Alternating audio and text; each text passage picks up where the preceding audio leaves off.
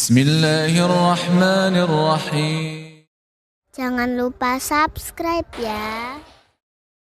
Alhamdulillah wassalatu wassalamu ala rasulillah wa ala alihi wa sahbihi wa mawalah wa la hawla wa la quwata illa billahi wa ba'du.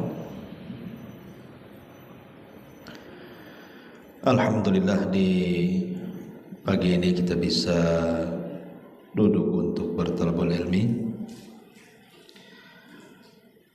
dan kajian di pagi ini kita akan menjelaskan persiapan ilmu di bulan Ramadan, dan kita akan fokus kepada ibadah-ibadah, wabil khusus ibadah puasa.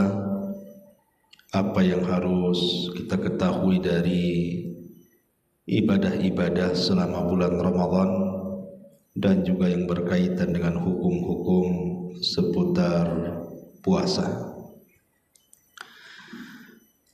Ma'asyiral muslimat yang dimuliakan Allah Subhanahu wa taala, ada hal-hal yang harus diketahui dari amalan-amalan di bulan Ramadan. Di antaranya, bulan Ramadan ini ada amalan-amalan yang dianjurkan yang tidak boleh seseorang itu melalaikannya. Apa saja? Yang pertama, tentu puasa. Dan nanti saya akan jelaskan, karena puasa ini juga menyangkut tentang beberapa hal, seperti apa-apa yang disunahkan saat puasa, kemudian pembatal-pembatal puasa, hal-hal yang dimakruhkan dalam puasa, dan begitu seterusnya. Maka pembahasan yang pertama kita akhirkan. Kemudian yang kedua, qiraatul Quran. Jangan sampai di bulan Ramadan satu hari lewat, setiap hari di bulan Ramadan kita tidak membaca Al-Quran. Karena kita tahu bahwa tilawatil Quran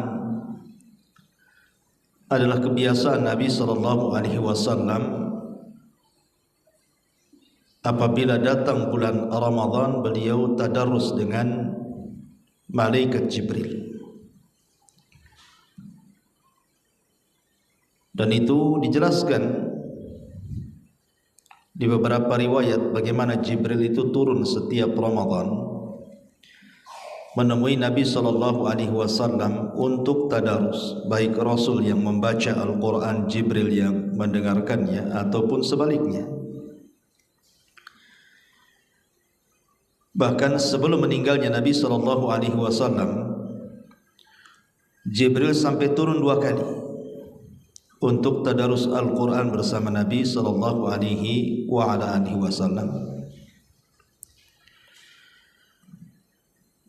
Dan manfaat Al-Quran sendiri sudah jelas,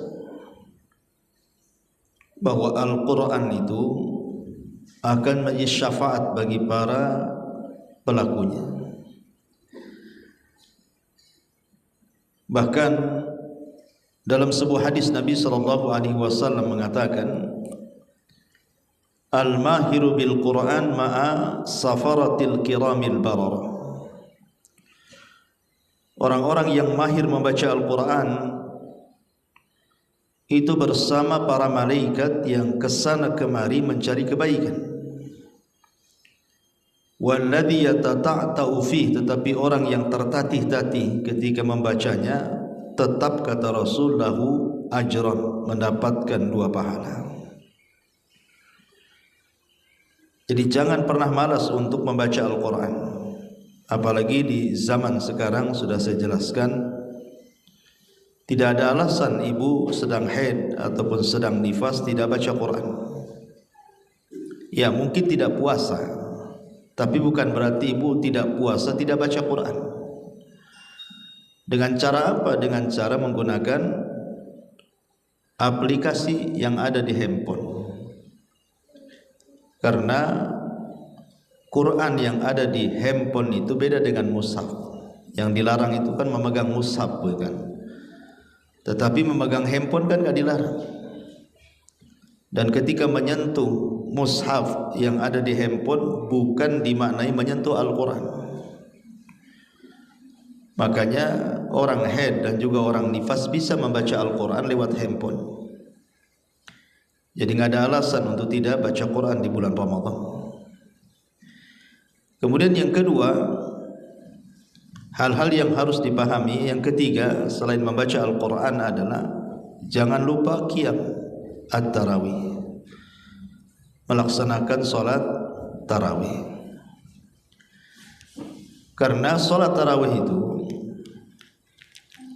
dijelaskan hadisnya, keutamaannya, man qama ramadhanan imanan wa ihtisaban ghufira lahu ma taqaddama min dhanbi.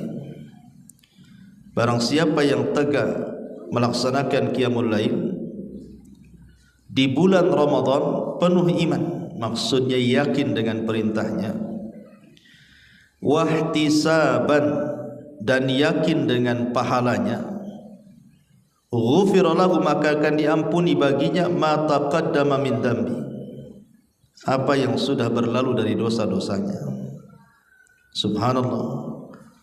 Jadi salat tarawih itu salah satu penyebab menggugurkan dosa. Maka bagi yang tidak haid atau nifas, kalau bisa jangan meninggalkan tarawih walaupun hukumnya sunnah. Tetapi kapan lagi kita ini bisa sholat malam setiap malam dengan penuh semangat kecuali di bulan Ramadan.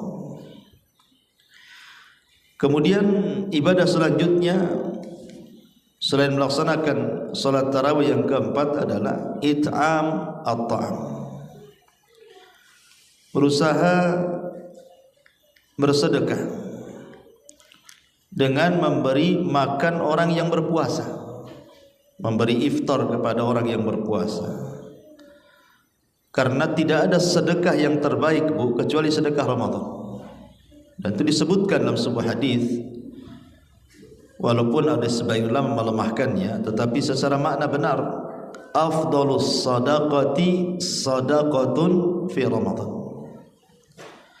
Seafdal-afdalnya sedekah itu sedekah yang ada di bulan Ramadan. Makanya Nabi SAW apabila datang bulan Ramadan, maka Nabi SAW menjadi ajwadun nas bil khairi, orang yang paling dermawan dengan kebaikan. Wa ajwadu ma yakunu fi Ramadan hina yalqahu Jibril, dan bertambah-tambah kemuliaan kedermawanan Rasul itu apabila Jibril turun. Jadi Rasul mencontohkan bagaimana kedermawanan Rasul di bulan Ramadan. Maka jadilah orang yang paling dermawan di bulan Ramadan, minimalnya memberi makan orang yang berpuasa. Syukur-syukur kalau orang yang berpuasa itu orang fakir. Karena Nabi SAW mengatakan, man fattara sa'iman ala ta'amin aw syarabin, barang siapa yang memberi iftar orang yang berpuasa, baik berupa minuman ataupun makanan, falahu ajruhu min ghairi an yanqusa min ajri sa'imi syai'un, maka dia akan dapat pahala orang yang sedang berpuasa itu tanpa mengurangi pahala orang yang berpuasa itu sedikit pun. Coba bayangkan kalau ibu memberi makan orang yang berpuasa itu sampai 20-30 orang, semua makan dari makanan yang ibu kasih. Berarti seolah-olah ibu berpuasa 20-30 kali itu. Sementara kalau ibu menyengajakan puasa belum tentu kuat kan, Bu. Tapi cukup memberi makan orang yang sedang berpuasa, kita sudah dapat pahalanya tuh. Luar biasa. Dan memberi makan orang yang berpuasa itu tidak disyaratkan harus kenyang, Bu. Yang penting dia mau buka dari makanan yang kita kasih, nggak harus kenyang. Makanya berlomba-lombalah ngasih iftar ke masjid. Dan kalau bisa ya tentu makanan yang terbaik, minuman yang menarik gitu ya. Minuman-minuman yang kalau dilihat orang yang berpuasa itu kepengen gitu, wah ini mantap nih minuman ini ya. Jadi bukan minuman yang dekat sama dia, dia yang dekat ke minuman itu. Jadi itu penting sedekah di bulan Ramadan, karena sedekah yang paling afdal itu di bulan Ramadan. Kemudian juga yang nomor 5, berusaha i'tikaf. Kalau memang ibu ada senggang waktu, ibu ada suami gitu kan, suami mau i'tikaf, ibu ikut juga gitu kan, nggak apa-apa. Istri Rasul itu i'tikaf sampai membuat tenda-tenda tuh di belakang Masjid Nabawi itu. Artinya tidak mengapa seorang wanita juga i'tikaf, karena i'tikaf ini faedahnya banyak. Di antaranya adalah orang yang beriktikaf ini dia bisa menjaga puasanya. Dia bisa menjaga puasanya. Karena orang yang berkeliaran di luar masjid, mereka dihadapkan dengan berbagai macam syahwat. Tapi kalau orang sudah masuk ke masjid, syahwat-syahwat itu sudah terhalang tuh. Sehingga dia bisa menjaga puasanya. Yang kedua, umumnya kalau orang sudah ada niat untuk i'tikaf dalam rangka mendekatkan diri kepada Allah di masjid, maka dia memungkinkan untuk bersendirian dengan Allah. Bersendirian dengan Allah Subhanahu wa taala, membaca Al-Qur'an karena Allah, berzikir karena Allah, salat karena Allah. Dan itu adalah ibadah rahasia antara ibu dengan Allah. Dan itu seafdal-afdalnya ibadah. Termasuk juga memungkinkan mendapatkan Lailatul Qadar. Karena kalau orang sudah di masjid dan hatinya sudah hilang dari hal-hal dunia, maka keinginan untuk mendapatkan Lailatul Qadar bagi orang yang i'tikaf itu memungkinkan.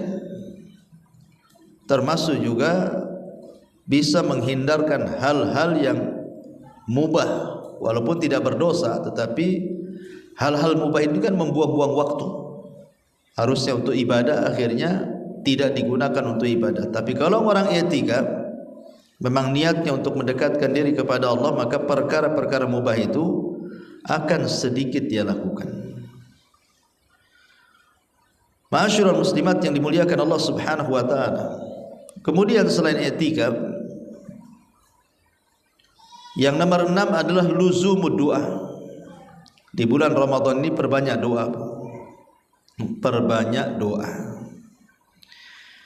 Karena secara umum siang Ramadan ataupun malam Ramadan itu waktu-waktu mustajab. Kapanpun jam berapa di bulan Ramadan itu, Bu, setiap doa yang ibu panjatkan itu pasti mustajab. Terlebih kalau seandainya dipanjatkan di waktu-waktu memang di luar Ramadan pun itu waktu mustajab. Seperti doa di antara dua azan, doa di sepertiga malam akhir, doa selepas subuh, doa menjelang berbuka gitu ya. Itu kan waktu-waktu mustajab tuh. Jadi Ramadannya sendiri adalah waktu-waktu yang mustajab dengan doa, ditambah-tambah mengambil waktu-waktu yang memang mustajab doa. Jadi kesempatan emas untuk memperbanyak doa. Kemudian yang nomor 7, kalau memang Allah takdirkan ibu punya rezeki, bisalah ibu umrah. Karena umrah di bulan Ramadan itu, kata Nabi SAW berdasarkan hadis yang dikeluarkan atau disepakati Bukhari Muslim, umratun fi Ramadan ta'dilu hajjata ma'i. Umrah di bulan Ramadan itu sama dengan haji bersamaku, kata Rasul. Luar biasa ya. Kemudian juga yang harus dipahami juga di bulan Ramadan adalah berusaha untuk menghidupkan 10 akhir Ramadan. Berusaha menghidupkan 10 akhir Ramadan.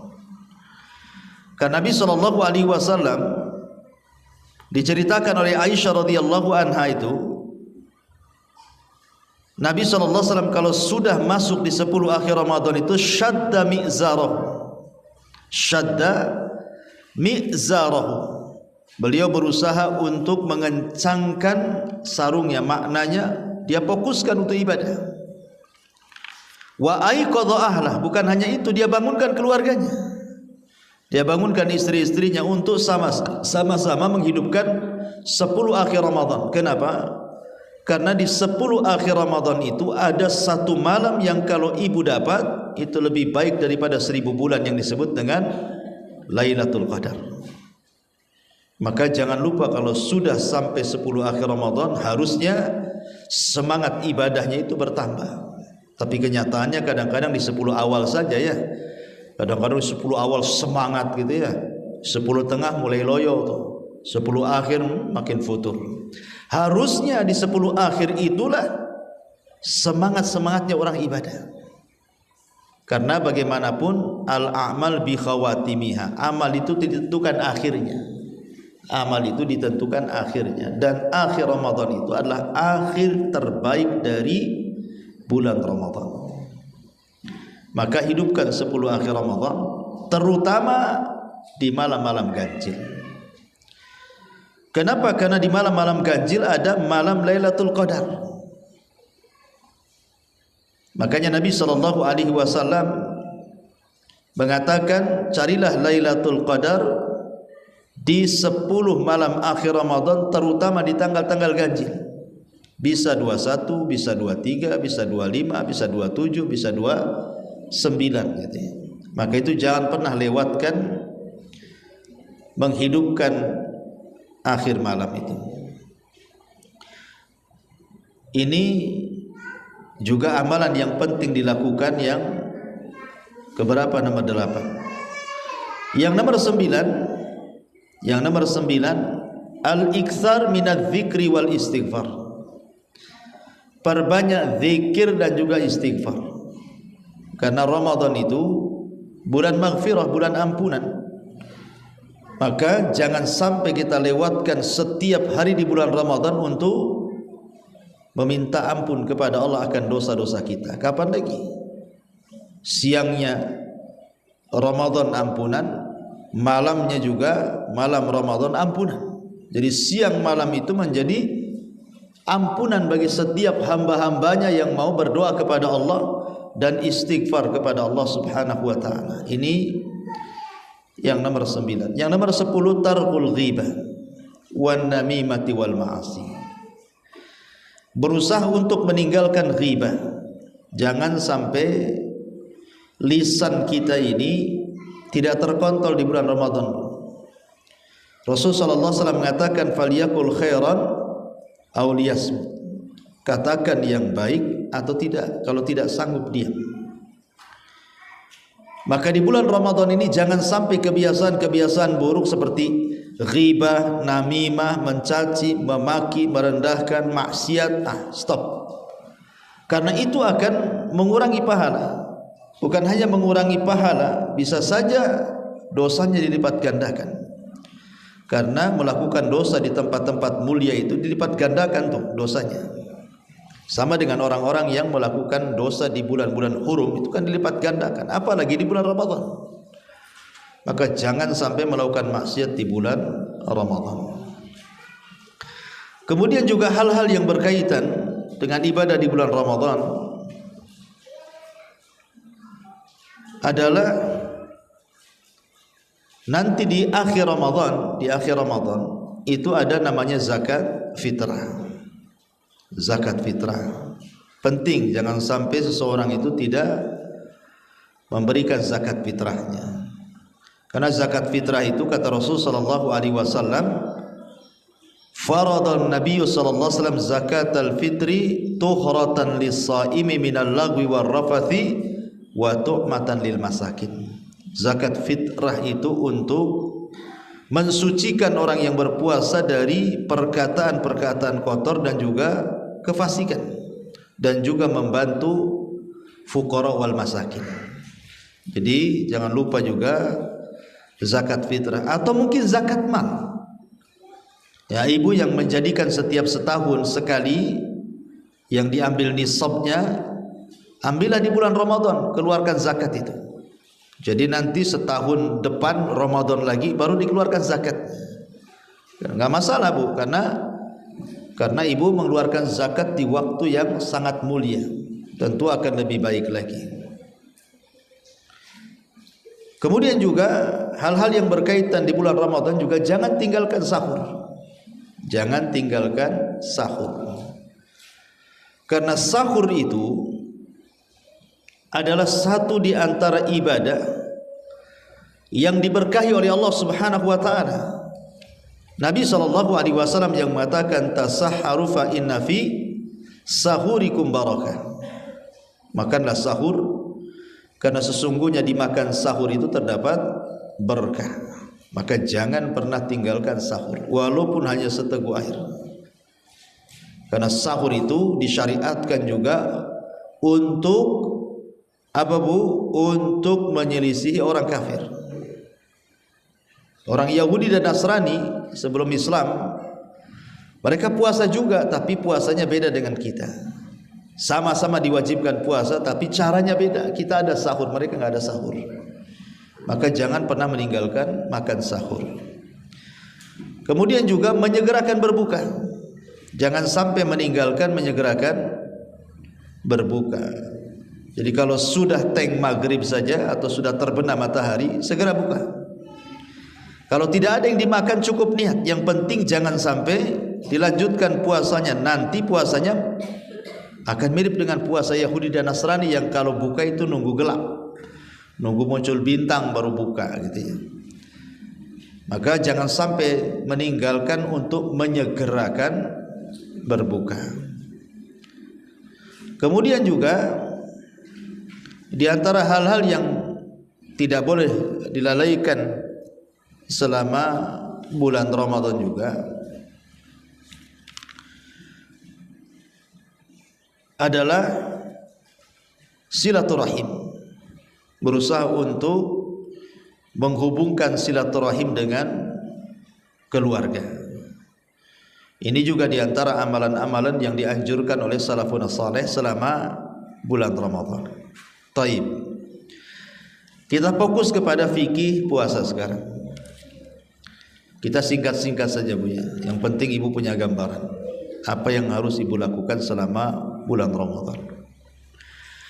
Adapun yang berkaitan dengan masalah puasa, kita urut dari rukun-rukun puasa dulu. Di antara rukun puasa yang pertama adalah niat. Niat puasa di malam hari. Man lam yubayyiti siyam minal laili fala siyama lahu. Siapa yang tidak niat puasa di malam hari, maka tidak dianggap puasa di siang hari. Hadis ini bicara tentang puasa wajib.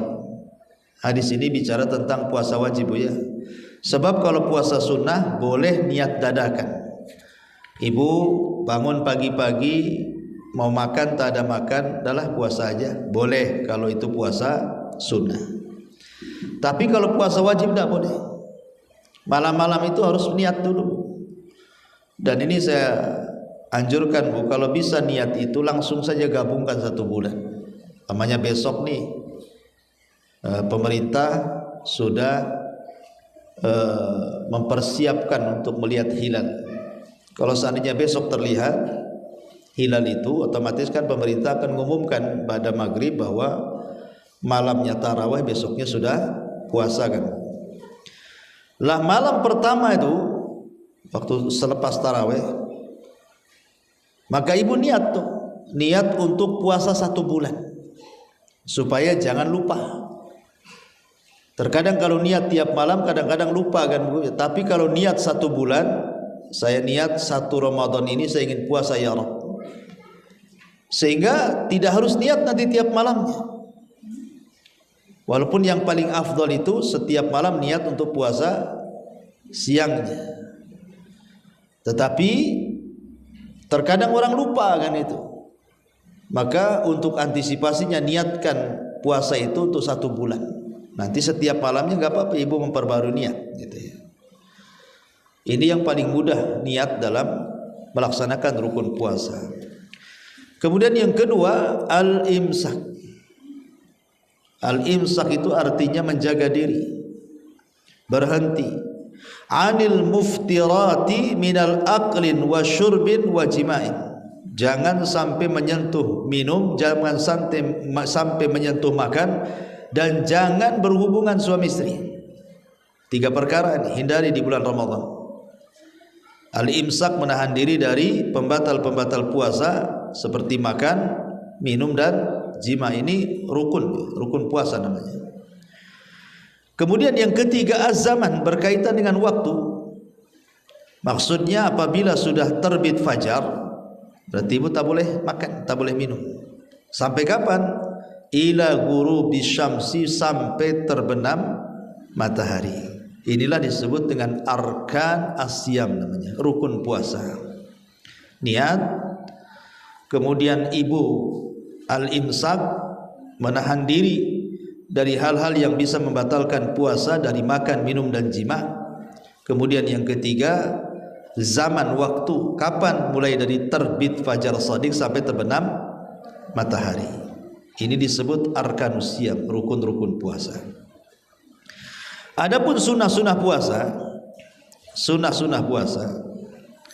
yang pertama ta'jilu al-fitri, menyegerakan berbuka, itu sunnah hukumnya. Menyegerakan berbuka itu sunnah hukumnya. La yazalun nasu bi khairin ma'ajalul fitrah. Manusia akan senantiasa di atas kebaikan selama menyegerakan berbuka. Yang kedua, di antara sunnahnya adalah kaunul fitri ala rutabin au tamrin au ma'in. Ketika ibu berbuka, sunnah hukumnya kalau ada rutab, kurma kuning basah tuh, makan rutab. Kalau tidak ada, pakai tamar, kurma kering. Kalau tidak ada, maka dengan air putih. Itu sunnah ya, yang disunnahkan Nabi SAW apabila Nabi SAW berbuka puasa. Kemudian juga di antara sunnah puasa adalah berdoa saat menjelang berbuka, dan ini penting. Berdoa saat menjelang berbuka, antara 5 menit menjelang berbuka itu, karena itu doa mustajab. Minta apa? Sehingga nasihatkan, minta kepada Allah agar kita dibebaskan dari api neraka. Dan saat berbuka juga di situ ada doa, zahabadh dhama'u wabtallatil uruq wa thabatal ajru insyaallah. Itu juga disebutkan juga seperti itu. Atau Allahumma inni as'aluka bi rahmatika allati wasi'at kulla syai'in an taghfira li dzunubi. Kemudian di antara sunnah puasa juga sahur. Jangan sampai meninggalkan sahur. Tasahharu fa inna fi sahuri barakah. Makanlah sahur karena dalam sahur itu terdapat berkah. Termasuk di antara sunnah adalah mengakhirkan sahur. Ibu jangan sahur jam 2, lapar nanti jam 2 siangnya. Karena sahur sendiri diambil dari kata sahar. Sahar itu artinya waktu yang mendekati subuh, itu disebut sahar. Maka sahur diambil dari kata sahar karena makan mendekati waktu subuh. Makanya